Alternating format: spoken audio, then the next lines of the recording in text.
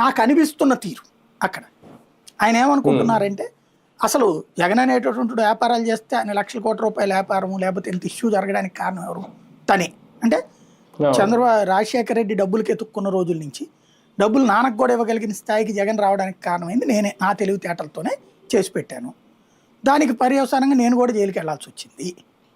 అంటే ఆయన కోసం నేను త్యాగం కూడా చేశాను. దానికోసమే నాకు రాజ్యసభ ఇచ్చాడు, ఫ్లోర్ లీడర్ ఇచ్చాడు. ఎందుకు?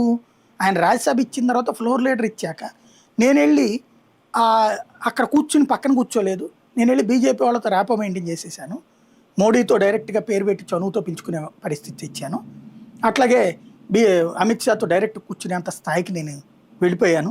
అదంతా జగన్ వల్ల కాదు వచ్చింది, నా చొరవ వల్ల వచ్చింది, నా దూకుడు వల్ల, నా దూరుడు వల్ల వచ్చింది. కాబట్టి నేను తెచ్చిన ప్రయోజనాల వల్ల జగన్ హ్యాపీగా కూర్చున్నాడు 5 సంవత్సరాలు కూడా. చంద్రబాబు నాయుడు కేంద్రంలో చక్రాలు తిప్పగలిగినా సరే నేను జగన్ని కాపాడాను. ఆ టైంలో జగన్మోహన్ రెడ్డి సీఎం కావడానికి అంటే ఫార్ములా ఏదో అంతకుముందు 5 ఏళ్ళు ఇబ్బంది పడ్డానుకుండా నేనే కాపాడాను. ఆ తర్వాత ఆయన సీఎం కావడానికి నేనే స్కెచ్చే, జగన్ పట్టించుకునేవాడు కదా ఎవరిని కూడా. ఇట్లాగ ఒక ఆర్గనైజర్గా ఉండాలి, నియోజకవర్గాల వారీగా ఉండాలని అనేకం చెప్పి జగన్ని కన్విన్స్ చేసి నేనే ఆ ఎమ్మెల్యేల అంతా కూడా ఓకే చేయించాను. నా వల్లనే జగన్ సీఎం అయ్యాడు. 151 సీట్లు వచ్చింది కూడా నా వల్లనే. ఆ తర్వాత జగన్ నన్ను పట్టించుకోవడం మానేశాడు. తను సీఎం అయ్యాక కొంతమంది అధికారులు ఆయన చుట్టూ క్వార్టర్ అయిపోయారు.